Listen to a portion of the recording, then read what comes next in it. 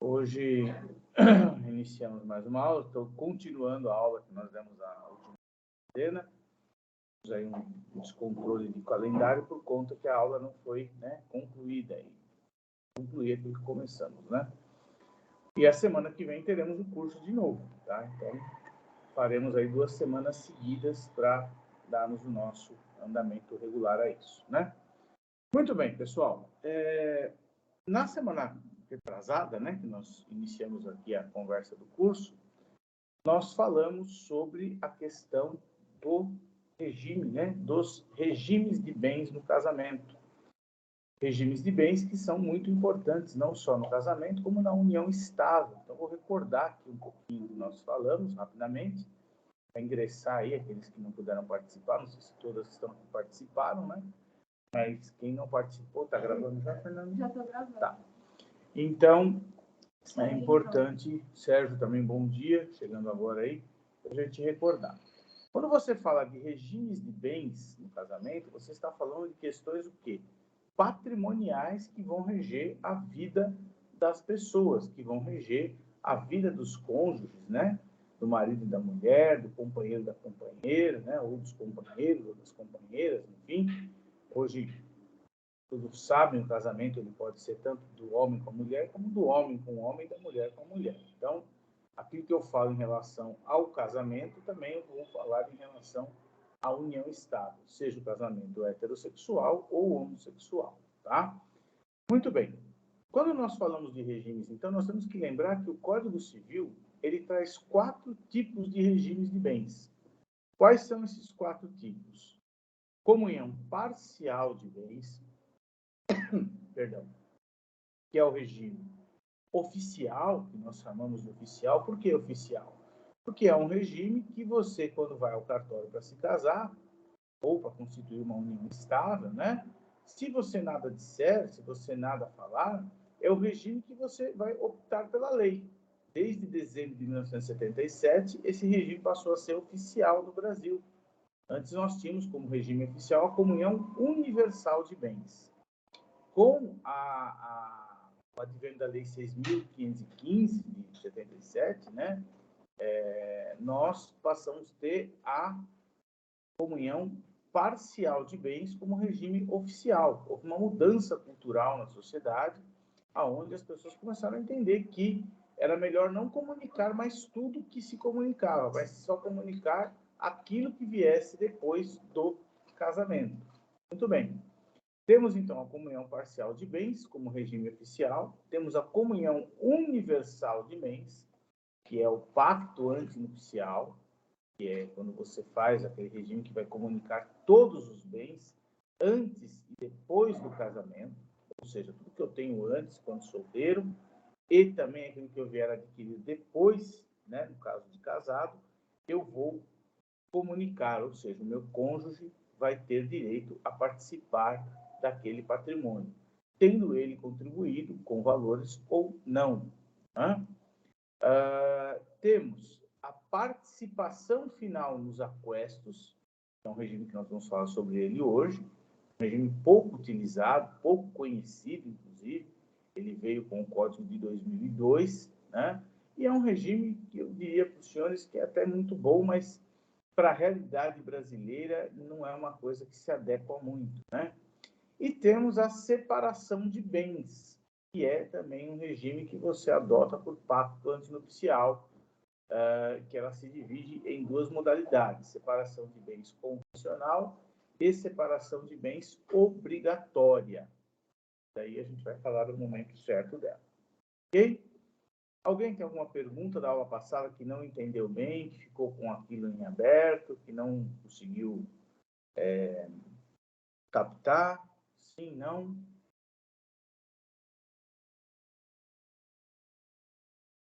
Tranquilo? Podemos continuar, então? Muito bem. Então, recordando que falamos ainda sobre regime de bens, nós explicamos também que, de acordo com o Código Civil, é possível que as partes hoje possam constituir um regime misto, também mediante pacto antinupcial. Eu posso ter um regime que tenha partes dele para certos patrimônios, como comunhão parcial de bens, por exemplo, e parte dele como separação de bens, se eu quiser, para a relação de alguns patrimônios. Por exemplo, posso convencionar com a minha esposa que eu vou querer um regime de comunhão universal de bens, ou melhor, comunhão parcial de bens, em relação aos bens móveis. E em relação aos bens imóveis, eu vou querer a separação de bens. Isso é possível, tá? A lei permite que você hoje, por meio do pacto antinupcial, faça essa divisão, né? Faça essa mescla de determinados bens, ok? Por exemplo, é também a mesma coisa. Eu posso também ter esse regime misto misturando situações, ou deixando um patrimônio só para comunhão universal ou comunhão parcial e outros patrimônios em separação de bens. Aí vai depender do acerto de cada pessoa, de como cada pessoa quer que aquela situação de patrimônio seja regulada entre ela e o seu esposo, entre ela e a sua esposa, né? Então, é importante saber isso. Tudo isso também eu aplico na união estável. Muita gente não sabe que na união estável também é possível escolher regime de bens e também fazer um regime misto. Poucas pessoas sabem disso. Inclusive, quando se vai ao cartório, paga-se lá um valor para fazer uma declaração de união estável, que muitas vezes a pessoa não sabe nem o que está sendo feito direito. E aí eu sempre recomendo, se você quiser fazer uma união estável pormenorizada, particular, uma coisa que traga para você direitos mais assegurados, contrate um advogado, faça por meio de advogado. O advogado pode hoje fazer uma escritura particular de união estável entre o casal, até porque a união estável ela é um documento, ela é um instituto de mais informalidade. Ela não exige as mesmas formalidades que o casamento. Quando eu vou me casar, eu tenho toda uma formalidade, eu tenho que fazer os proclamas, tenho que publicar no Diário Oficial, tenho que ver se eu não estou dentro dos impedimentos lá do artigo 1521 e 1523, né, as causas suspensivas. Tenho que participar de uma cerimônia pública diante do juiz de paz, preciso fazer tudo certinho. Quer dizer, o casamento exige uma solenidade muito mais amplificada, ao passo que a união estável não. Eu fui morar junto com uma pessoa, estou ali morando com ela, não preciso ter nem documento para provar isso, né? Você tem que tomar muito cuidado hoje com os relacionamentos, né? Os namoros hoje são mais avançados, né? Vamos colocar assim, são mais liberais, e muita gente já vai, dorme na casa do namorado, dorme na casa da namorada, passa ali um período juntos, começam a sair juntos, tal, e as pessoas olham aquele casal como marido e mulher. Você está sendo visto como marido e mulher com o seu namorado, com a sua namorada, cuidado, você pode estar sendo alvo de uma união estável, né?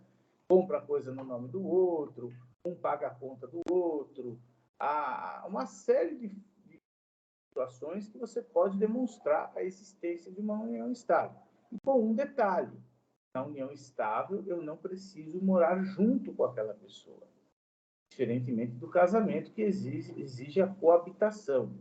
Muita gente acha que coabitação no casamento é manter relações sexuais. Não é isso, não. Também é uma forma de coabitar, né? Mas a coabitação que a lei fala no casamento é você morar sob o mesmo teto, na mesma residência, tá? Embora alguns casais hoje também, eu tenho uma conhecida minha, que ela estava passando uma crise aí no casamento dela com o esposo, e resolveram cada um morar numa casa. Continuam casados, continuam, né, mantendo uma relação de fidelidade, segundo ela, mas ela morando numa casa e ele morando na casa dele. Até porque entenderam que assim seria melhor até para se manter o casamento. Então veja que essa relação de união estável, essa relação de casamento hoje está mudando aí as suas configurações, está mudando as suas formas de existir. Alguém tem alguma pergunta, alguma dúvida sobre isso? Sim ou não? Ninguém? Entrou mais alguém, Fernanda? Vera. Doutora Vera? Bom dia. Tem dúvidas? Doutora Vera Pereira. Doutora Vera Pereira. Vera Vindrasco. Lucinélia. Lucy. Vera Vindrasco. Wagner. Aí, bom dia, Wagner. Bom dia, professor. Bom dia a todos. Bom dia, tudo bem? Então, estamos recordando aqui alguns pontos que falamos, né, para a gente continuar. Então, recapitulando aqui, então posso hoje alterar o regime de bens, isso é uma marca importante, né, que é uma situação que também veio no Código Civil Brasileiro de 2002, que não era uma coisa prevista no Código de 1916. Então, hoje eu casei no regime da comunhão parcial de bens. Por alguma razão, eu quero alterar esse regime para, por exemplo, separação de bens, ou participação final nos aquestos, ou comunhão universal, depende do acerto entre o casal. Eu posso também fazer isso mediante a minha manifestação de vontade perante o juiz. Só que para alterar o regime, no caso, né, quando eu já tenho um regime estabelecido no meu casamento, e eu quero alterar, eu preciso ter uma autorização judicial. Não posso fazer simplesmente no cartório ir lá e falar, eu quero mudar aqui, eu quero deixar de ter a comunhão parcial e ter a separação de bens. Eu tenho que ter uma autorização judicial e, consequentemente, também fazer o registro dessa alteração de regime. Oi? Esse barulho, gente, é o vento que está aqui, não sei se vocês estão ouvindo. Eu moro aqui no 20º andar e está uma ventania terrível, terrível. Nós estamos com as janelas fechadas aqui. Não sei se dá para ouvir aí o sopro do vento. Alguém está conseguindo ouvir isso ou não? Dá para ouvir. Infelizmente, eu não tenho o que fazer. Eu ouvi, sim. Oi? É possível ouvir, sim. Então, está bem forte aqui. Estou até estranhando. Falaram que hoje ia fazer 27 graus, né? Estou achando estranho um vento tão forte assim, né? E o tempo fechou, né? Muito bem. Então, posso alterar o regime, também é uma novidade interessante que veio no Código de 2002, né? Além da possibilidade de eu mesclar regimes quando eu vou me casar ou fazer uma união estável, no decorrer do percurso do meu casamento ou da minha união estável, eu também posso alterar a forma de regime de bens. Lógico que, nesse caso, com autorização judicial e fazendo também a minha, como se diz, o registro desse regime nos meus patrimônios, né? Até porque eu tenho que preservar o direito de terceiros que negociam comigo, que estarão em relações jurídicas comigo. Tudo bem? Muito bem. Falamos um pouquinho do pacto antinupcial. O pacto antinupcial é o documento que muda a forma de regime de bens, é o documento que faz com que o regime de bens seja não da comunhão parcial, e sim de outros regimes previstos no Código. Então, para que eu mude o meu regime no início, né, para que eu case sobre um regime diferenciado do regime que eu estou, eu tenho o pacto antinupcial. Esse pacto antinupcial eu faço aonde? No cartório de notas. Vou até o tabelião. Obrigado. Fernandinho me dando uma linha aqui. Eu vou até o cartório de notas com a minha companheira, né, com a minha esposa, e faço lá com a minha noiva, né, minha esposa ainda. Eu vou lá e lavro uma escritura estabelecendo quais os acordos que eu tenho com ela em relação àquele patrimônio. Olha, quero que nós casamos a comunhão parcial ou a comunhão universal, mas bens imóveis vão ser comunhão parcial, os bens imóveis vão ser separação, enfim, ou vai ser a separação de bens para tudo, ou participação final nos aquestos, enfim. Eu vou escolher qual o regime de bens que eu quero colocar ali. Lavrei a escritura, essa escritura vai ter que seguir junto com a certidão de casamento, com o registro do casamento, tá? E assim que eu fizer o meu casamento, né, assim que eu terminar o meu casamento, eu tenho que registrar essa escritura também no cartório de registro de imóveis, mesmo que eu não tenha nenhum imóvel ainda. Aí eu falo, mas, poxa, o senhor vai registrar no cartório de registro de imóveis uma coisa que o senhor nem tem um imóvel? Sim, porque eu vou deixar lá, já pré-notado, pré-registrado no cartório de registro, essa escritura de notas que vai determinar o dia que eu comprar um imóvel, o registrador já vai saber qual é o regime de bens que eu tenho, se aquele imóvel vai ou não se comunicar com a minha esposa, ou vice-versa, se ela comprar um imóvel também, se aquele imóvel vai se comunicar ou não comigo. Tudo bem? Tranquilo até aqui? Lembraram da aula? Sim. Tem alguma pergunta? Muito bem. Oi?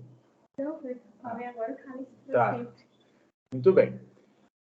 Como nós falamos, então, do primeiro regime, foi a comunhão parcial de bens. Então, nós falamos que tudo aquilo, a regra geral da comunhão parcial de bens, é que tudo aquilo que eu adquirir após a celebração do meu casamento, com ou sem a participação financeira do meu cônjuge, né, da minha cônjuge, no caso, se eu for casado, né, vai ser metade dela, mesmo que ela não tenha dado dinheiro para comprar. Essa é a grande briga dos casais no dia a dia das separações, né? A gente vai fazer os divórcios, o pessoal, mas eu comprei, minha ex-mulher nunca deu um centavo, eu construí, eu fiz, eu não fiz. Foi, né? A pessoa, ela gera uma expectativa, né? E não é o contribuir com valores que vai determinar se aquele bem será ou não partilhável. É sim quando você tem uma vida em comunhão parcial de bens, vai dividir a pessoa trabalhando ou não trabalhando. Né? O que o legislador quis garantir aqui? Quis garantir principalmente para a mulher, né? Que muitas vezes é vista como uma pessoa em segundo plano pelo marido, infelizmente, né? Algumas pessoas pensam assim. Quis garantir a meação, a metade dos bens adquiridos. Entendeu o legislador? Porque às vezes o marido fala, mas a minha mulher nunca trabalhou. Mas ela nunca trabalhou, então talvez você não deixou, porque talvez você não quis, que foi cômodo para você ter lá em casa, cuidando de você, dos seus filhos, das suas coisas. Né? Então, não dá para nós não pensarmos que hoje a mulher não tem o seu direito garantido, uma vez que a tarefa, inclusive, da mulher, às vezes é dupla ou tripla jornada. Né? Ela trabalha fora, cuida do filho, cuida do marido, trabalha dentro de casa, e o marido muitas vezes não faz nada para ajudar, só contribui com o dinheiro em casa. Não divide tarefas, não divide responsabilidades em relação a filhos, né? Então, nada mais justo do que, mesmo que a mulher não trabalhe fora, ela tenha direito a dividir metade de patrimônios adquiridos. Claro que quando eu falo isso, senhores, há exceções e exceções, né? A gente nunca pode generalizar, cada caso tem a sua particularidade, cada caso tem o seu modus operandi de ser, né? A gente tem uma base aqui legal que a gente fala, olha, eu entendo que na comunhão parcial deve ser dividido tudo. Existem algumas exceções, né? Quais são as exceções que nós temos na comunhão parcial de bens? Aquilo que eu já tinha antes do casamento não vai ter qualquer tipo de participação em relação à minha companheira, tá? Ou meu companheiro, no caso. A participação só vai ser de bens posteriores. Bens que vierem a ser subrogados. São bens subrogados. São aqueles bens que substituem outros que eu já tinha antes de me casar.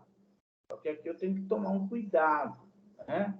Quando eu vou adquirir um bem para substituir outro, eu tenho que declarar isso, que aquele bem é um bem subrogado, que aquele bem é um bem que veio em substituição àquele patrimônio.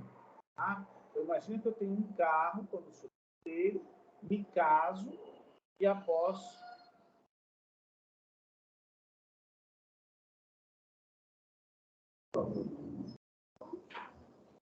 ela deixou a Só um minutinho, gente. Eu vou fechar aqui que a janela está abrindo ali.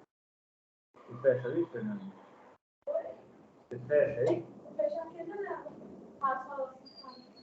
Isso, mas fecha. Não, mas fecha lá. Espera só um pouquinho, gente. Tá deixando fechado. Tá fechado ali? Tá fechado. Fechado. Não abriu? Não abriu nenhuma. Ah, tá. Eu achei que tinha aberto. Desculpa, gente. A ventania tá tamanha aqui.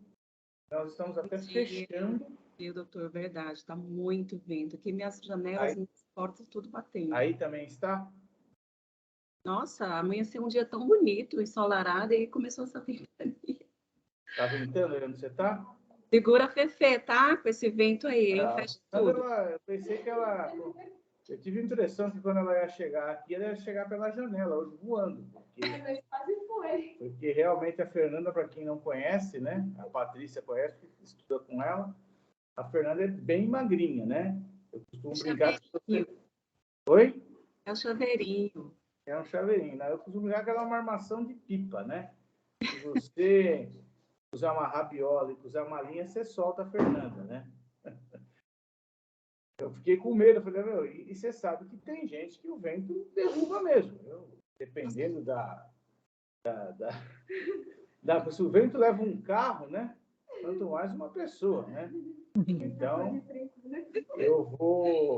eu tenho 2 pesos de halteres que eu faço aqui de vez em quando no exercício. Eu vou colocar nos bolsos da Fernanda hoje para ver quando ela for embora, ela aí segura Tadinha, para doutor. casa.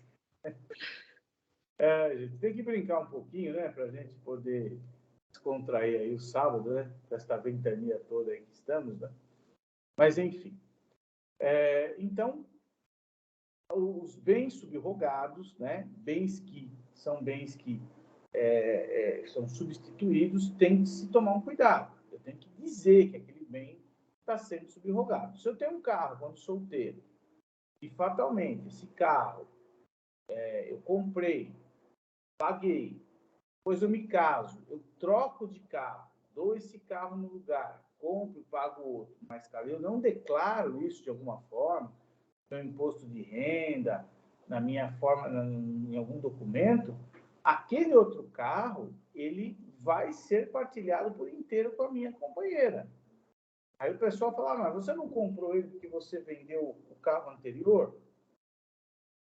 Comprei. Mas se eu não declarar isso, a ideia que eu tenho é que eu vou ter que dividir com aquela pessoa.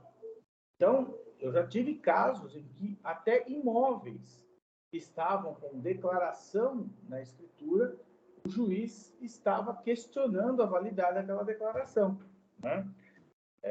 Teve um caso, inclusive, de um colega nosso, que eu ajudei ele, nesse sentido, né? Foi até uma moça que foi minha estagiária, há alguns anos atrás. A mãe dela era casada na comunhão parcial de bens com o senhor e comprou um imóvel em nome dela. Declarou que aquele imóvel era de bem subrogado a patrimônios anteriores ao casamento. Quando esse senhor morreu, os filhos dele entraram na justiça questionando sobre aquele patrimônio. E mesmo tendo a declaração na escritura, estava se discutindo se era ou não válida aquela declaração, se aquilo não foi feito só para burlar uma eventual herança daquele patrimônio, né? Que se o bem era só dela, consequentemente ele não teria parte. Quando ele morreu, os filhos dele de um outro casamento não teriam direito a nada, né? Nenhum dos filhos teria direito a nada. E esse processo demorou, inclusive em primeira instância, o juiz anulou essa cláusula, depois no tribunal nós conseguimos reformar a sentença, mas mesmo assim não foi por voto unânime, não, foi por maioria de votos, e aí teve alguns outros recursos, mas acabou não dando resultado. Então, quando você faz esse tipo de negócio, tem que tomar muito cuidado para proteger o seu cliente, orientar o seu cliente, falar, olha, vai comprar uma casa, você não quer que a sua esposa, seu esposo participe, seu companheiro, declara na escritura que são bens oriundos de economias que você tinha no passado, declara o número da conta, de onde veio, declara se foi de venda de um outro patrimônio, para não gerar nenhum tipo de dúvida. Tudo bem? Pois não, Simone? Doutor, deixa eu ver se eu entendi. Se eu tenho a minha casa e eu for trocar a casa, eu tenho que registrar em escritura da nova casa que ela é subrogada, certo? Exatamente, exatamente. E Tá. ter E se for um veículo? Então, um veículo você declara em imposto de renda como sendo de sua propriedade só. Quando você faz, por isso que muita gente não faz imposto de renda, perde prova. E quando você faz o imposto de renda, você declara porcentagens de patrimônio, não é isso? Então, se eu tenho imposto de renda lá, por exemplo, um exemplo hipotético, sou casado com você e eu tenho com você um carro, tá? Metade eu vou declarar 50% do carro Ford Fiesta, ano tal, ano veículo tal. Beleza? Você vai declarar no seu imposto de renda a mesma coisa. Agora, quero me preservar. Vou colocar lá no imposto de renda. 100% do carro tal. Né? Eu vou declarar que aquele valor e você não vai declarar. Entendeu? Então, é uma prova de que você tem aquele veículo, tá? Como o seu. De uma outra forma, claro, que aí é um negócio extremamente constrangedor, desagradável de se fazer, né? Mas você pode pegar uma declaração do seu cônjuge, do seu companheiro, dizendo, olha, claro, para os devidos fins, que esse veículo pertence exclusivamente ao meu marido, à minha esposa, né? Que o carro é mais difícil, né? Você não tem onde anotar isso, você não tem uma escritura de compra e venda de um carro, né? Normalmente você faz um negócio verbal, a não ser que você faça um contrato de compra e venda, né? Nada impede também que a pessoa faça um contrato de compra e venda. Particular, igual registre, assine, conheça a firma, tal, né? Aonde você coloque naquele contrato que ele é um bem subrogado. Também é uma forma de você isentar o seu patrimônio. Doutor, e assim, suponhamos que eu tenho uma casa que vale 300 mil. Aí a casa é minha. De repente, eu continuo trabalhando e tal, e aí eu caso, e aí eu troco a minha casa que vale 300 mil por uma casa que vale 600 mil. Essa diferença comunica? Comunica. Se você não colocar que o bem inteiro é subrogado por esforço pessoal seu de valores anteriores ao casamento, tá? Vai comunicar. E aí o seu marido vai ter que dar essa anuência. Ah, tá bom. Você pode comunicar só que a casa é subrogada, mas aí, se ele for discutir amanhã, mas vem cá, a casa que você tinha valia 300, você comprou agora que vale 600, eu estava já junto com você. Então, ele não vai ter metade da casa, mas ele vai ter pelo menos metade da parte que acresceu de valor. Concorda? Que é o justo. Sim. Né? Então, mas para evitar isso, você não quer dividir nada, você tem que declarar isso na escritura. E mesmo a diferença do valor veio de situações anteriores ao casamento. Obrigada, professor. Nada. Alguém mais tem perguntas? A questão patrimonial, gente, é bastante complicada em casamento, né? Nós temos um sistema brasileiro que é uma cultura nossa de confiar nas pessoas. O ser humano confia muito no outro. Então, quando você está numa boa ali na relação, todo mundo confia, aí faz cartão junto, aí divide coisa, um paga a conta do outro, um faz. Quando surge um problema, aí a coisa muda de figura, né? A coisa muda de figura, a coisa muda de espaço, né? Você passa a não olhar mais dos dois lados, você passa a olhar do seu lado. E aí você não se precaveu lá atrás de algumas coisas que você podia ter se precavido. Então, cuidado, né? Relacione-se com consciência, relacione-se de maneira consciente, até para você saber que amanhã você pode ter que dividir alguma coisa que você não queira dividir, né? E assim, jogue limpo com quem você está, né? Olha, eu tenho isso aqui veio antes de você, é esforço meu, né? É um talento meu, e eu não vou dividir com você essa situação, porque eu não acho justo. Você participou disso, né? Eu acho que é duro falar isso, mas às vezes é o mais honesto. É o mais honesto de falar. por mais que seja difícil, né? Mas isso vai de pessoa para pessoa, né? Pessoa que não está nem aí, vai lá, faz pacto nupcial, quer casar de outro jeito, enfim, aí o amor é que vai conduzir essas questões, né? Depende muito de cada relação, de como que a pessoa vê. Muita gente critica aquela questão do maior de 70 anos, né, que só pode casar com o regime da separação de bens, porque justamente ele se casar com uma pessoa mais jovem é visto como uma afronta, né? Inclusive, há uma crítica, né, a esse artigo do Código Civil que fala, né, que a pessoa com mais de 70 anos já tem que casar obrigatoriamente pelo regime da separação de bens. Isso é anticonstitucional, né? Pela dignidade humana, porque eles acham que a pessoa mais velha ela teria mais sabedoria para fazer as coisas do que a pessoa mais nova. Eu, particularmente, tenho minhas ressalvas com relação a isso, né? Porque é difícil você ver uma pessoa muito, muito mais velha que a outra se casar com uma muito, muito mais jovem, realmente pelo relacionamento do amor, né? É uma questão, às vezes, mais de conveniência para ambos os lados, né? Dinheiro, né? Como está dizendo a Fernanda aqui. A novinha lá de 20 anos casa com um cidadão de 70. Quer dizer, até uma diferença de 10, 15 anos, você até entende. Passou disso é meio complicado, né? É difícil de você imaginar, né? Eu falo por mim, eu tenho 48 anos. Eu não me casaria com uma menina de 25, de 20. Né? Não me relacionaria com uma pessoa dessa idade, até porque eu acho que eu estaria me relacionando com uma filha, né?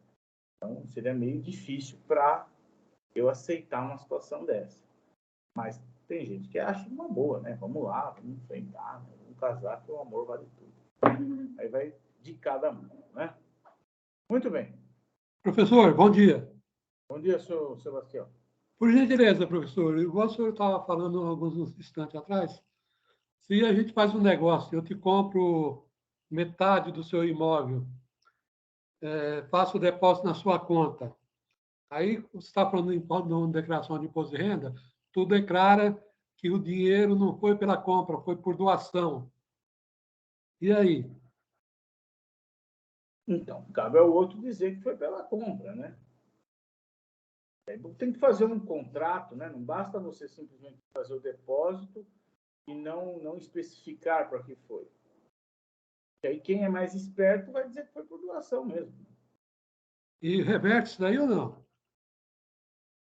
Pode até se reverter. Não posso dizer que não se reverta, mas depende muito do juiz, da prova que você tem, como funcionou a coisa, por que aquele dinheiro foi depositado, né?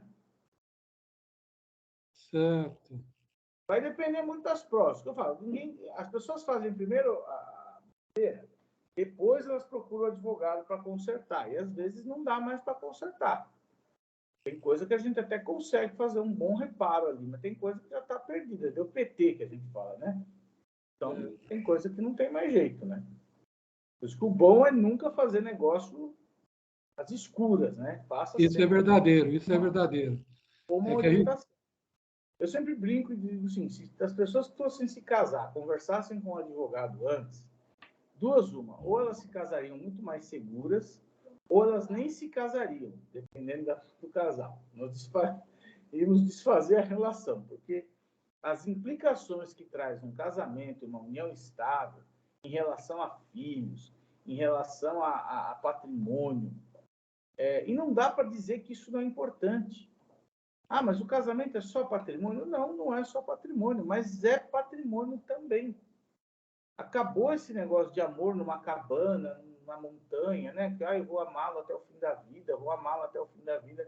Não, todo mundo quer ter uma segurança, né? Eu, por exemplo, se eu fosse um dia me casar, eu não pretendo me casar de novo, mas se eu fosse um dia me casar de novo, eu não queria casar com alguém que estivesse no mesmo patamar que eu. Vou casar com uma pessoa que não tem nem uma bala para chupar. Desculpa. O cara não tem nem um Excelente, drops, professor. né? Aí fica difícil, Eu né? quero um senhor de 69 anos, rico e doente. Então, tá vendo como o amor é bonito? Você quer cuidar dele, não é verdade? Não, você paga uma cuidadora. Ele é então. rico. Lógico. Tá vendo? As E ela opiniões é que eu aproveita falo. dinheiro. Infelizmente, esse pensamento, não sei se a Simone está falando de brincadeira ou de seriedade, Brincadeira, doutor, pelo amor de Deus. Tanto que tem que ter 69, 70 eu já não quero, porque aí tem que ser separação. mas enfim, esse pensamento. Aí depois, doutor, ela fala que aí fala que é amor. Aí tem um Amor. interesse. Exatamente. Esse pensamento ele é partilhado por muitas pessoas, né? Eu não vou falar que todo mundo que casa com alguém mais velho ou com uma pessoa muito mais jovem não tenha relacionamento, não tenha um sentimento. Estaria sendo mentiroso, estaria sendo até, acho que hipócrita de falar isso. Lógico que existe, mas depende da condição, né?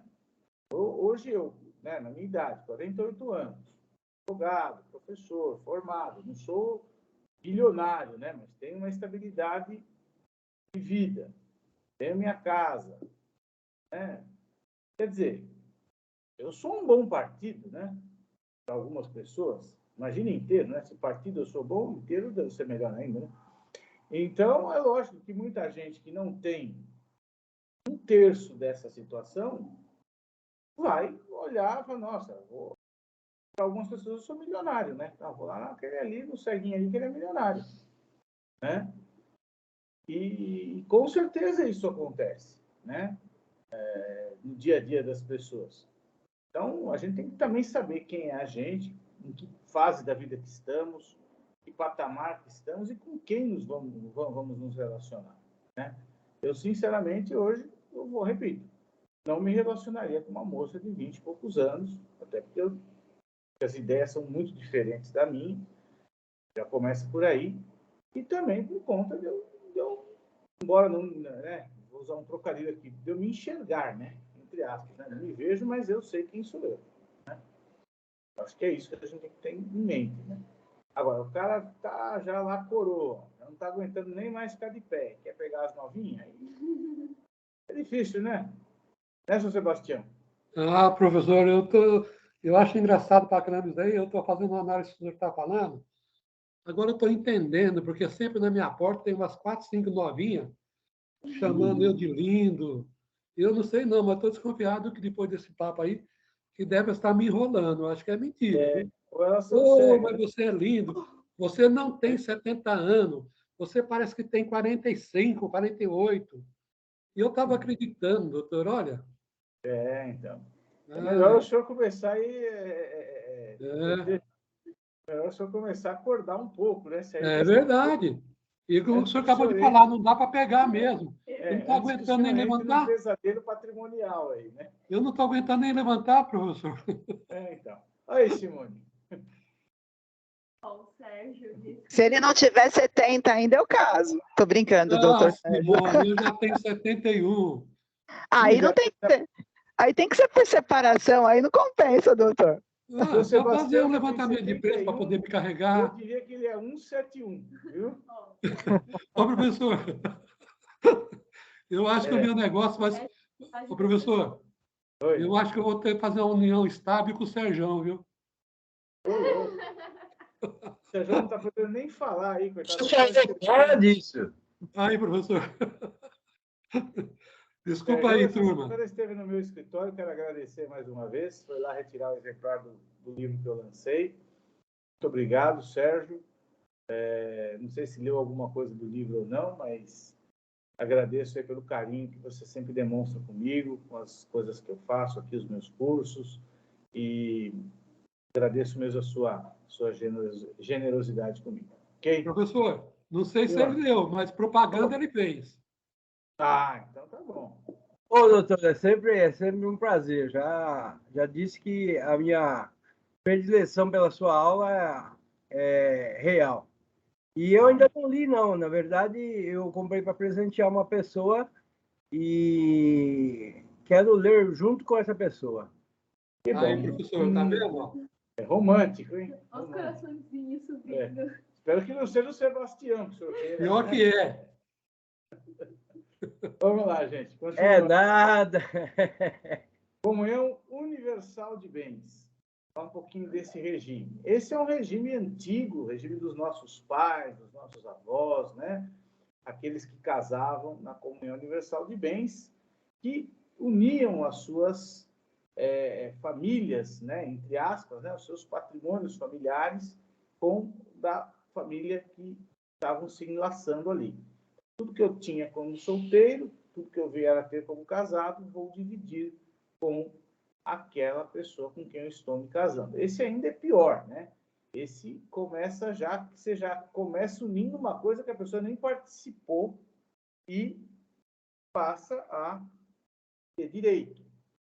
Tem exceções? Tem exceções também, como tudo na lei tem exceções. Eu queria que a Fernanda achasse o artigo aí da Comunhão Universal de Bens. 1657. Isso, dá uma lidinha para mim, por favor. O regime de comunhão universal importa a comunicação de todos os bens presentes e futuros dos cônjuges e suas dívidas passivas, com as exceções do artigo seguinte. Isso, vamos ler as exceções, né? O que nos interessa sempre são as exceções. Vamos lá.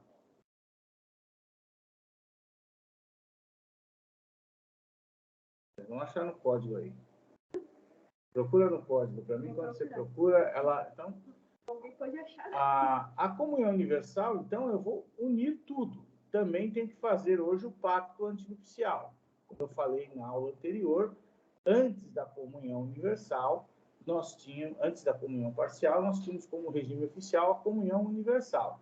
Você só fazia o pacto para colocar a comunhão parcial ou a separação de bens, ou na época do Código Civil de 16, o regime total, né?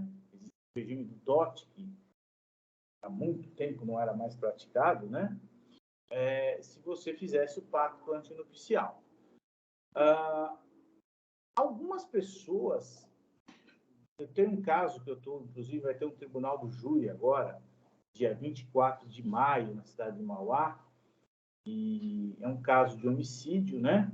Aonde o rapaz matou a sua madrasta, né?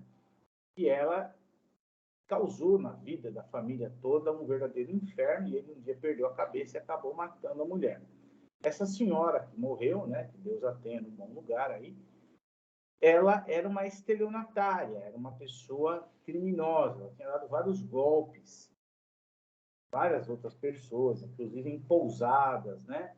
Ela se passava por promotora de justiça, por policial, e ela também se apaixonou por um homem bem mais velho do que ela. Ela tinha 33, 34 anos e se apaixonou por um homem de 55 anos. Uma paixão voraz, né? E fez a cabeça dele em se casar na comunhão universal de bens.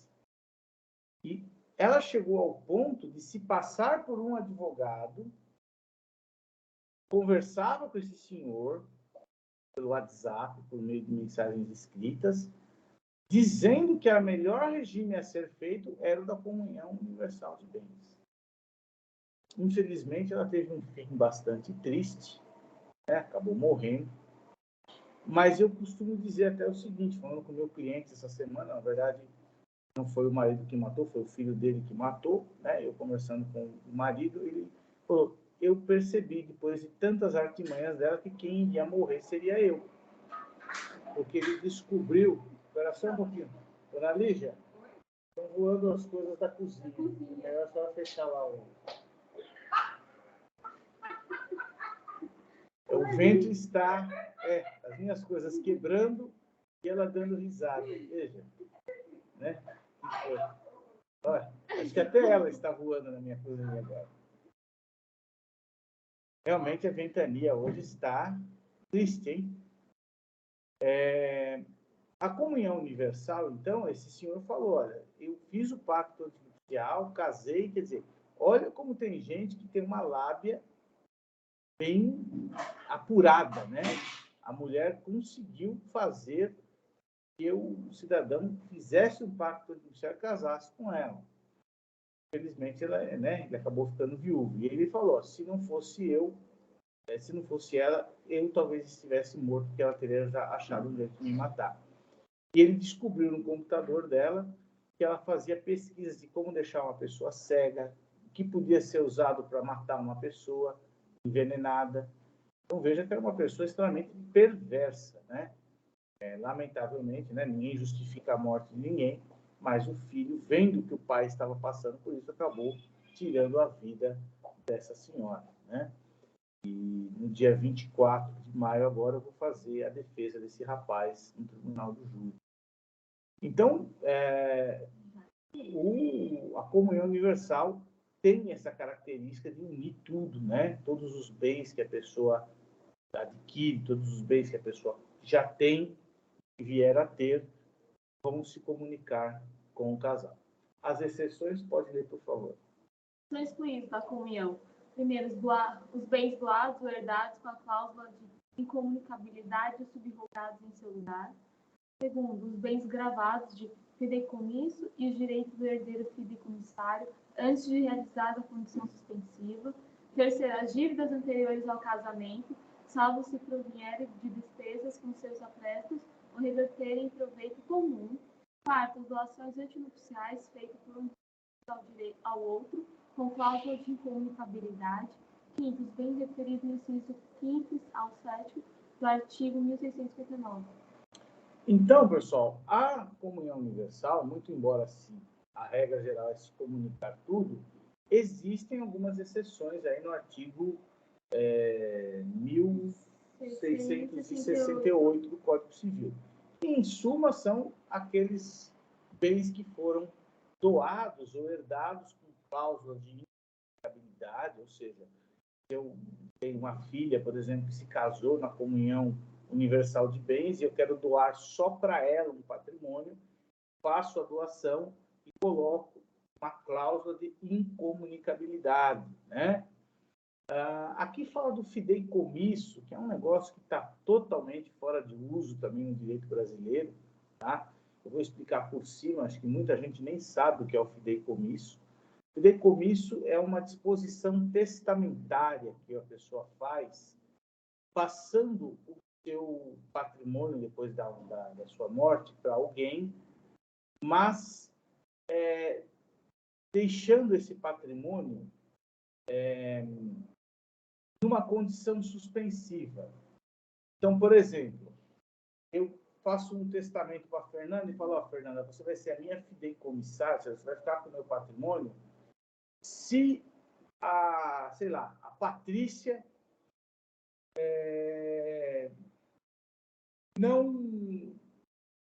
se a Patrícia vier a falhar, na verdade, a minha herdeira é a Patrícia, né? A Patrícia vai receber meus bens se ela viver até 2040, por exemplo. Enquanto a Patrícia não receber os meus bens, tá? Enquanto ela não chegar a 2040, você, Fernanda, vai desfrutar do meu patrimônio. Quando chegar em 2040, se a Patrícia estiver viva, você vai transmitir esses meus bens para a Patrícia. Entenderam o que é o fideicomisso? É mais ou menos uma... Agora, se a Patrícia, Deus me guarde, não estiver mais viva, já tiver falecido, você fica com os bens para você. Entenderam o que é o fideicomisso ou não?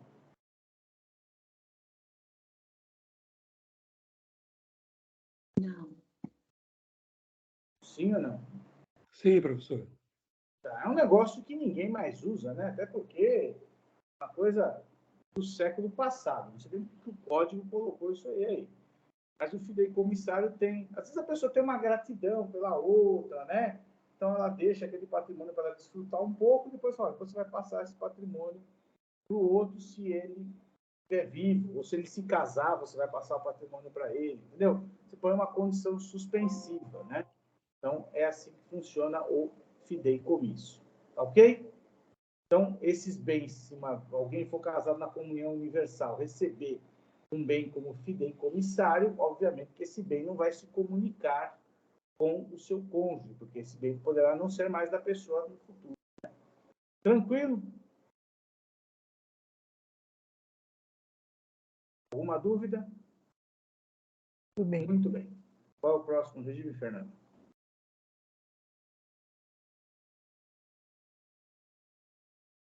Universal parcial. Já. Separação total. Separação total de bens. Próximo regime que nós vamos tratar. Lê para mim, por favor. Estipulada a separação de bens, estes permanecerão sob a administração exclusiva de cada um dos cônjuges, que os poderá livremente alienar ou gravar de ônus real. Sim. Artigo 1688. Ambos os cônjuges são obrigados a contribuir para as despesas do casal na proporção dos rendimentos de seu trabalho e de seus bens, salvo estipulação em contrário no pacto antinupcial. Então, a separação de bens é o regime que traz, entre aspas, maior segurança individual para cada cônjuge, para cada companheiro. É aquele em que eu não tenho nenhuma comunicação de patrimônio com o outro, né? Salvo se eu determinar que algum patrimônio venha a ser comunicado. Então, não vou, comprei um imóvel no meu nome, vai ser meu, comprei um carro no meu nome, esse é o regime ideal para você aí, que estava perguntando, né? Esse é um regime para quem não quer dividir nada, né? Comprou antes, comprou depois do casamento, trocou, vendeu, emprestou, alienou, não importa. A comunhão, ou melhor, a separação de bens é o regime que dá essa liberdade. A lei coloca ali que cada cônjuge deverá contribuir com as despesas do casal, né? Então, mesmo, vamos supor, eu casei-me na separação de bens, a casa que eu estou morando é minha, né? A minha mulher vai estar morando comigo aqui, óbvio, né? Não é porque a casa é minha que ela não vai contribuir com as despesas da casa, né?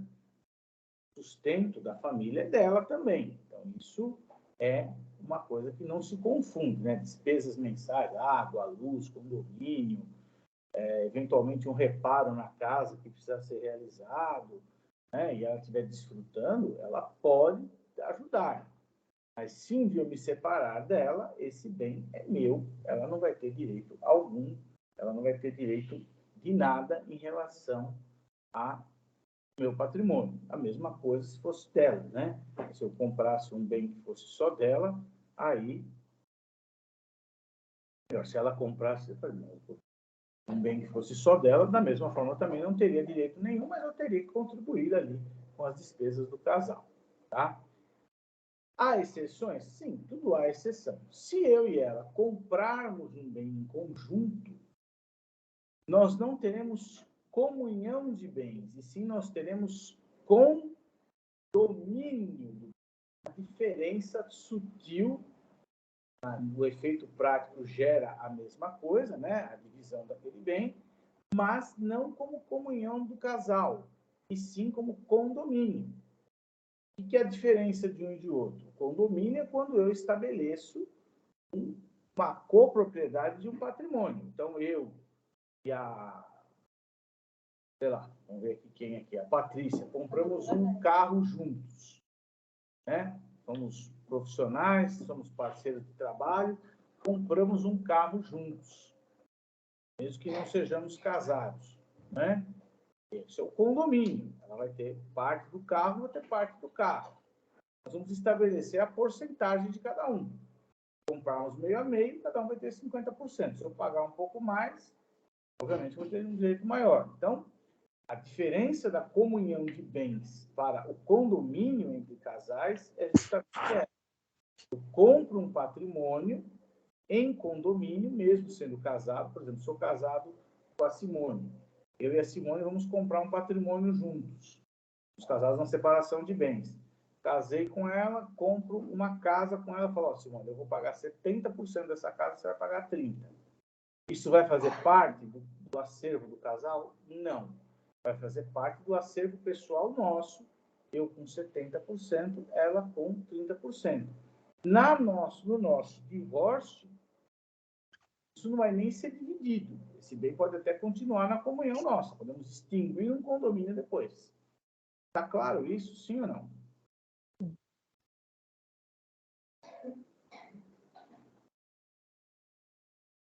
Então, também na comunhão, na separação de bens, eu posso ter essa divisão. A separação obrigatória de bens, é uma divisão desse regime, ela vai acontecer sempre que o casal estiver em algumas condições. Se não me engano, está no artigo 1641, 40, quando fala que é obrigatório, né? Procurada para mim aí, por favor. É obrigatório regime de separação de bens e Isso. casamento. Que artigo que é? 1641. 641, vamos lá. Primeiro, das pessoas que contraírem com inobservância das causas suspensivas da celebração do casamento. Segundo, a pessoa maior de 70 anos. Terceiro, de todos os que defenderem para casar de suprimento judicial. Então, as pessoas com mais de 70 anos, né? Ou seja, 70 anos e um dia já é mais de 70 anos, tá? As pessoas com casadas que casarem na inobservância do artigo 1523 do Código Civil, que está lá, né, que são as causas suspensivas. É aquela pessoa que não fez aí no inventário do patrimônio, que não fez a partilha do bem, se era casado antes, depois ficou viúvo, né? Aquela pessoa que casou. Vamos dar uma linha lá no 1523, só para a gente recordar quais são as causas suspensivas.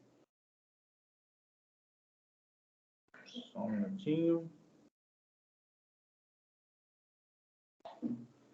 A impressão minha é esse vento está em vários lugares da cidade. Alguém mais está com a casa em algum lugar que está ventando aí? Aqui também está Aqui tá terrível. tá ventando muito também, doutor. Você está onde? A Simone, Eu estou no Camilópolis. Camilópolis, né? Aqui Quem mais também falou? está bastante. A Lucinéia está onde? Eu estou no Tucuruvi. Também está ventando bastante aí? Bastante, doutor. Doutora Vera? Aqui do lado do shopping ABC. Ah, Muito vento, muito vento. eu estou aqui no centro da cidade de Santo André. Também está bastante vento.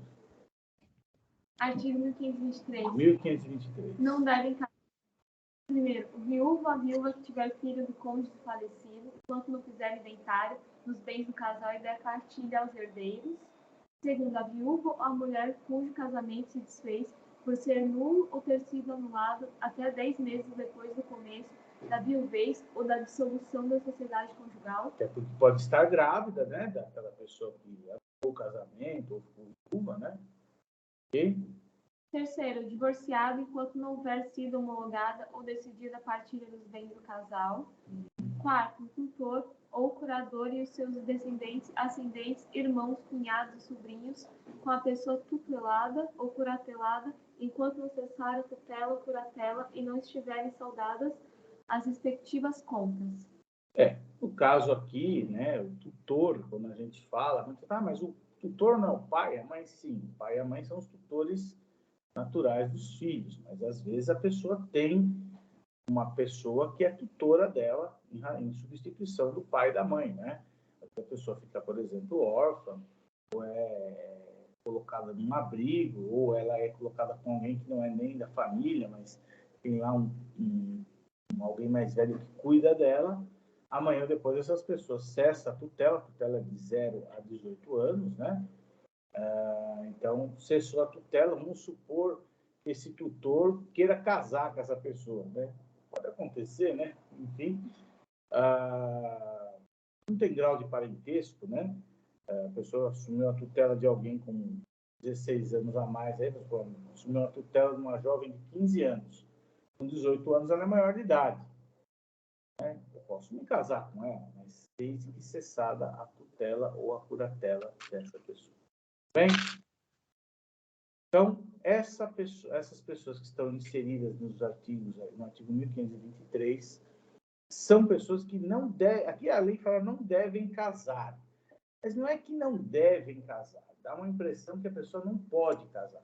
Ela pode casar, mas elas não vão ter a comunhão parcial, universal ou a participação dos avós. Elas vão ter o regime da separação obrigatória de bens. Ok? Então, essa é um sub-regime da separação, né? A separação convencional ou obrigatória nesses casos legais aí. Perguntas? Participação final dos aquestos. Tá. É para mim, por favor.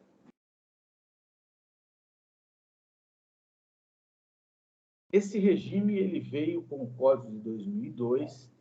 Ele é um regime muito praticado em países da Europa, em especial em países de economia bastante forte, né? De economia de população bastante economicamente avançada, né? Então, por isso que há uma crítica da doutrina no Brasil, porque ninguém aqui no Brasil, a maioria da população é de baixa renda, né? Dificilmente alguém adotaria esse regime para as suas questões, né, pessoais. Artigo 1672. No regime de participação final nos aquestos, cada cônjuge possui patrimônio próprio consoante disposto no artigo seguinte, e lhes cabe, à época da dissolução da sociedade conjugal, direito à metade dos bens adquiridos pelo casal, a título oneroso na constância do casamento. Artigo 1673. Integra o patrimônio próprio os bens que cada cônjuge possuía ao casar e os por ele adquiridos, a qualquer título na constância do casamento. Parágrafo único. A administração desses bens é exclusiva de cada cônjuge, que os poderá livremente alienar se forem móveis. Se forem? Móveis. Veja só. Então, vamos entender este regime. É um regime confuso, um regime bem difícil de você interpretar. Bem difícil, não. A lei coloca ele de uma forma mais difícil de você interpretar. Mas dá para a gente entender. Então, ele é uma mistura da comunhão parcial de bens com a separação de bens. Com a seguinte questão. Cada cônjuge dentro do regime vai ter o seu patrimônio próprio. Ok? Então, eu me casei com a minha esposa, eu vou ter os meus bens que eu já tinha, continuam meus, ou seja, não se comunicam, né? Igual a comunhão parcial já fala, né? E os bens que eu adquiri na constância do casamento, eu posso administrá-los livremente sem ter auto-luxória. E posso até aliená-los também sem ter auto-luxória, desde que sejam bens móveis. Ok? Então, eu comprei um carro, comprei uma empresa, né, que não seja patrimônio no sentido do imóvel, né, mas comprei lá o fundo de comércio de uma empresa, comprei uma máquina, enfim, é meu aquele patrimônio. Posso alienar aquele bem. Tá? Comprei um imóvel, ele também vai ser meu. Só que se eu for alienar esse bem, eu preciso da autorização da minha esposa. Tá claro até aqui? Só que o bem continua sendo meu. Lê o próximo artigo.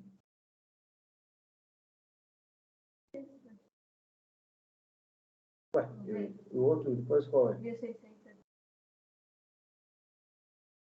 Então, procura aí no código.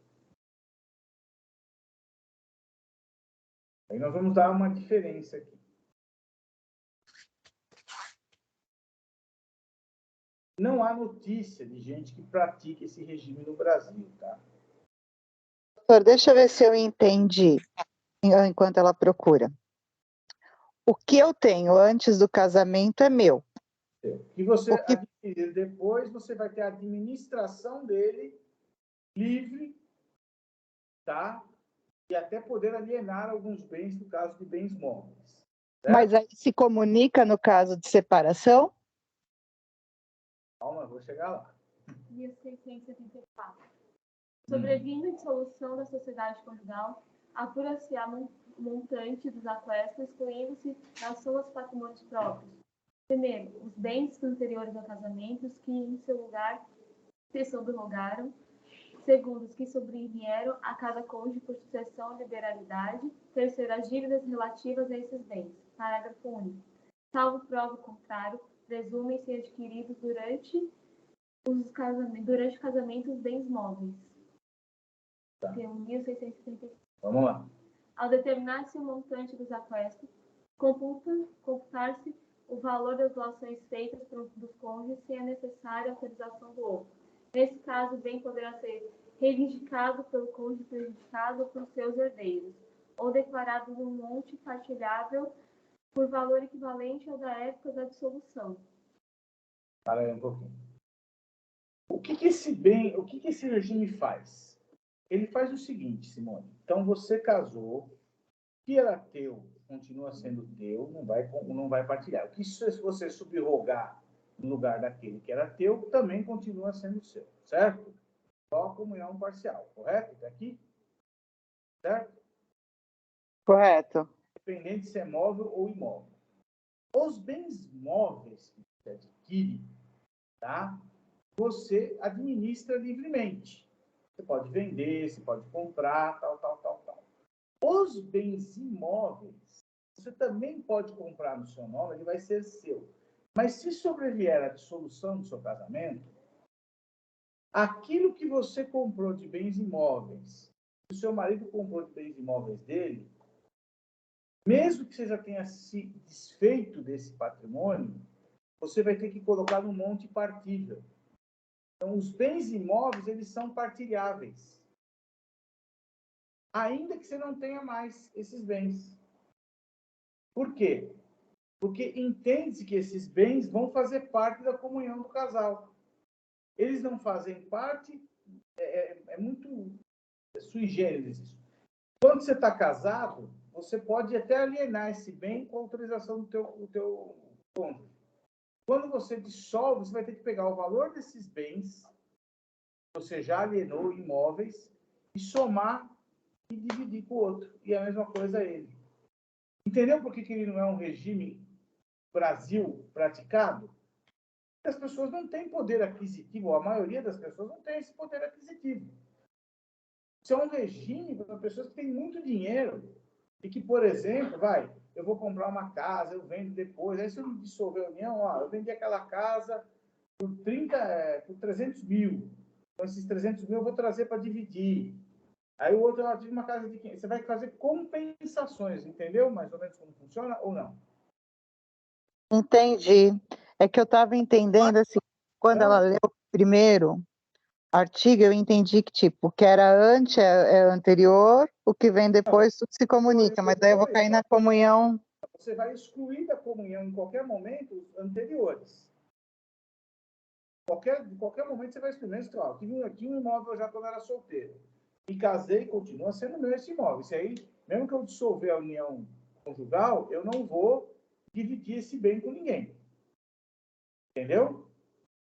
Agora, eu comprei um imóvel depois que eu casei. Esse vai ser presumido dividido. Eu posso até vendê-lo. Mas se eu vendê-lo, na hora de partilhar, eu vou ter que dar metade. Na hora de divorciar, eu vou dar metade para outra pessoa. Compreendeu? Sim. Então, é um negócio que você tem que ter uma contabilidade, tem que ter um contador junto com você. Casamento. Você vai casar e falar, vou contratar o escritório X para fazer a contabilidade que eu tenho e deixo de ter.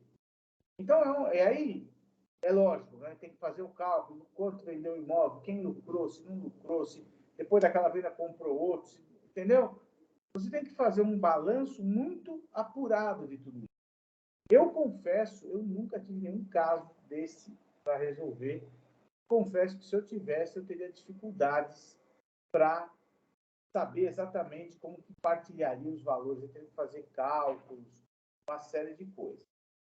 Então, estou passando esse regime para vocês, porque está no programa, mas não é um regime de fácil compreensão e não é um regime aplicável no Brasil, pela condição que as pessoas têm financeiramente falando.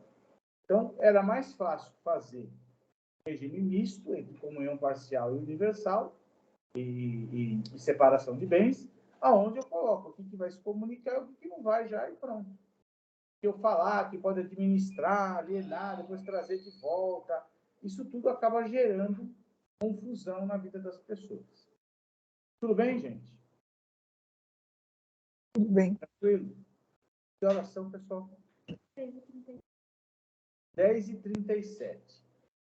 Eu iria sugerir, como nós terminamos a aula, conseguimos concluir a questão do patrimônio, que a aula que vem a gente falasse do tema que seria da aula de hoje, que seria do grau de parentesco. Que aí a gente faz, não fica coisa picada. O que vocês acham? Para mim, tudo bem. Tranquilo, professor. Tranquilo? Eu concordo também, professor. Eu concordo, mas eu posso tirar uma dúvida antes? Pode. A união estável, ela segue o regime da comunhão parcial? Se você nada dispuser ao contrário, sim. Tá bom, obrigada. Tá? Ô, professor. Professor? Oi? É a Vera. Posso aproveitar a pergunta dela? Pode.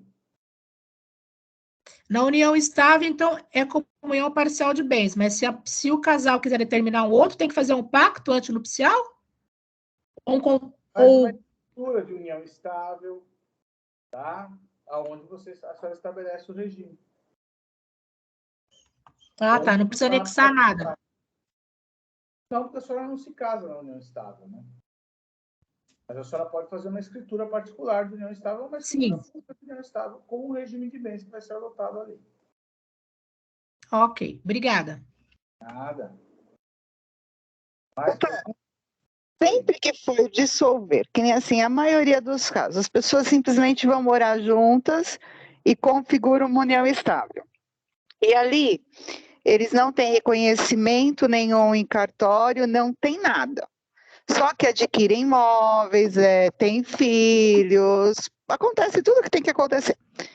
Aí, de repente, resolve o divórcio. Necessariamente, eu preciso fazer o reconhecimento e a dissolução ou tem como só fazer a partilha? Você tem que fazer o reconhecimento e a dissolução, porque você vai fazer uma partilha de algo que aconteceu dentro de um período. Então, para você garantir o direito do companheiro e da companheira, né, que estão participando dessa situação, você tem que dizer, olha, a união estável aconteceu em meados de 1995 a janeiro de 2022, por exemplo. Nesse período nasceram filhos, tiveram patrimônio, porque como é união estável, é uma coisa que não tem uma certidão de casamento, como você mesmo está falando, eu preciso ver, porque aí eu tenho que dar segurança às pessoas. O cara tem um bem lá que ele comprou em 90. Em 90 ele não tinha união estável, mas como que ele prova que aquele bem não era da união estável, né? Então, por isso que você faz o reconhecimento e a dissolução. Consequentemente, a partilha.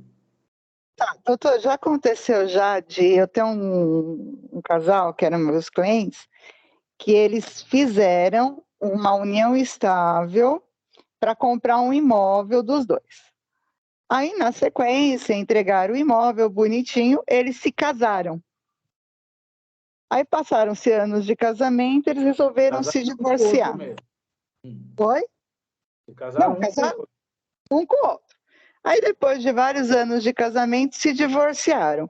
O divórcio, ele anula a união estável feita anterior ao casamento? O casamento anula a união estável. Não o divórcio. Então, o simples casamento já exclui a união estável. É que ele exclui, ele converte a continuidade daquela situação. Ele converte a união estável em tanto é que a lei, a própria lei fala que haverá facilidade da conversão da união estável em casamento. Tá bom. Tá? O próprio casamento vai oficializar aquela relação, né? Então, não há nada assim que... O divórcio vai extinguir o casamento, não porque a união estável já acabou. Ela encerrou-se quando o casal resolveu transformá-la em casamento. Entendeu? Sim. Ok? Mais dúvidas? Wagner, Sérgio, Sebastião. Hoje o doutor Antenor não entrou. Doutora... Acabei de entrar, doutor. Acabou Pode entrar, doutor, já estamos saindo. Eu lembrei agora, cara. Se eu falar para o senhor que eu estava lavando louça, o senhor vai dar risada. Eu não duvido. Eu também lavo louça aqui, doutor. Lavo louça, faço... Estava lavando louça, quando eu lembrei, falei, meu, tem aula hoje. E Desculpa. vai ter sábado que vem também, viu, doutor Antônio? Semana que vem? Semana que vem vai ter também. Aqui hoje eu terminei Tá a questão do nosso regime de bens. Tá? Desculpa. Me perdoa. Semana que vem teremos aula. Me perdoa. Mas não, fique tranquilo. A aula vai estar gravada aí para quem quiser assistir, né? Muita gente fala, mas é feriado, gente. Feriado, muita gente não viaja. Quem viaja leva o celular também. Né? E assim, eu não queria deixar de concluir o assunto, né? Fica chato você iniciar um assunto e não concluir. Né? Dúvidas? Sérgio? Eu tenho uma. Não, doutor. Quem tem? A Viviane. Viviane, tudo bem, doutora? Tudo bem. Eu tenho uma dúvida. O casal, casado desde 69, né? Então era comunhão universal. O divórcio saiu em 2000 e pouco. Mas depois do divórcio, foi feito o inventário da mãe aliás, do pai do esposo, do marido. E aí, na hora de fazer a divisão de bens, a ex-esposa, foi chamada para receber metade do valor do marido. Só que o marido não se conforma, ele fala que já estão divorciados e tudo mais. Quando que o pai morreu? E dividiu o valor. Mas quando que o pai morreu? O pai morreu na constância do casamento ou depois do divórcio? A data eu não peguei a data, mas eu acho que foi depois, antes do divórcio. Então, aí ela tem direito. Eu falei, e realmente ela tem direito. Sim, abre o artigo 1784. Tá certo, né? Sim, eu vou até ler o artigo aqui, ó. O baixinho aqui eu não ouvi. Ó, 1784. Leia. Ela vai chegar lá. Eu estou no celular aqui, eu não consigo pegar o Não, código. ela vai ler aqui, a Fernanda vai ler. Tá, ok. Deixa eu falar por que ela tem direito. Então, eu falei para ele que ela tinha direito. Agora eles estão discutindo a respeito disso. É que surgiu agora isso daí deles, eu não tive tempo nem de procurar ainda. 1784.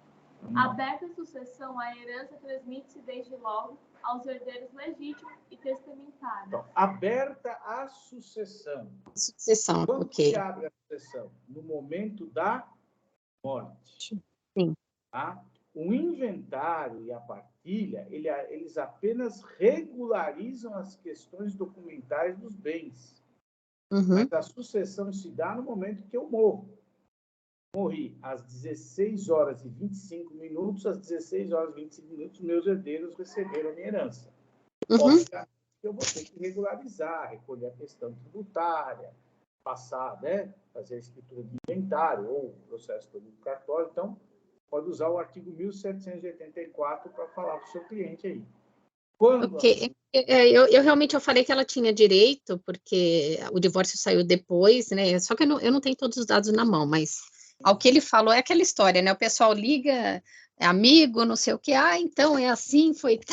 A gente fica numa saia justa. Não, isso é isso. A transmissão da herança se dá no momento da morte. Então, não adianta burlar depois, falar, mas a não ser que ela abrisse mão, né? No divórcio dos direitos hereditários do pai, né? Ele poderia, na separada do divórcio, já ter feito essa renúncia a essa herança, né? Aí tudo bem, ela não receberia, né? Mesmo que não tivesse feito o divórcio ou o inventário. Ok. Ok? Obrigada. Sim. Mais obrigada. dúvidas? Mais alguém? As doutoras Veras, hoje estamos com as duas doutoras Veras. Tudo bem. A sua xará aí, que é a doutora Vera Pereira. Vera Vendraço. E que é a doutora Vera Vendraço, né? Então, Vera ao quadrado. Oi, doutor. Diga lá, Nenhuma doutora. dúvida, não. Não, nenhuma dúvida, não. Muito obrigada. Nada. A senhora está bem? Está melhor? Sim, estou bem, sim, doutor. Obrigada por perguntar. E a Patrícia está se comportando bem lá com a senhora ou não? Sim, com certeza. Se tiver, eu dou nota vermelha para ela aqui. Viu? Não, doutor, está tudo ótimo. Obrigada. Quando eu puxo a orelha, viu? Minha orelha esquerda está vermelha, está quente. Ah, é? Ixi. Então te esquenta a direita, vai ficar Oi, igual. doutora. Um beijo para você. Fica com Deus aí, tá? Bom Gente, sábado. então vamos encerrar. Amém. Obrigada, querida. Oi a todos. Simone, Wagner. Wagner está quietão hoje. Já saiu, o Wagner até saiu. Simone, Wagner, Sebastião, Sérgio Antenor, Lucinélia, Jéssica. A Jéssica também está quieta, não falta nada. Fica abençoado. Bom dia, professor. Né, que eu estou todas as minhas anotações aqui, mas estou participando. Tá bom. Veras e... 10h48. 10h48. Muito obrigado. Eu estou escutando mais, doutor, porque eu estou aqui no hospital, mas estou assistindo a reunião. Não, eu vim visitar uma colega, tá bom? Porque ela é deficiente física e ela é sozinha. Aí eu passei na casa dela, fui pegar umas roupas e trazer para ela aqui no hospital, aqui no Tucuruvi. Mas eu estou acompanhando a aula. Tá ótimo, então. Gente, beijo, bom carnaval para vocês. E sábado que vem... Carnaval tem carnaval. Valeu, professor. Abraço. Tchau, tchau.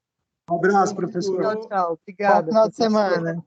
Valeu, doutor. Obrigada, bom final de Até semana. logo. Orlando, até mais. Bom final de semana a todos. Bom carnaval a todos. Bom final de semana a todos. Bom final de semana a todos e excelente carnaval. Bom samba, professor. Tchau.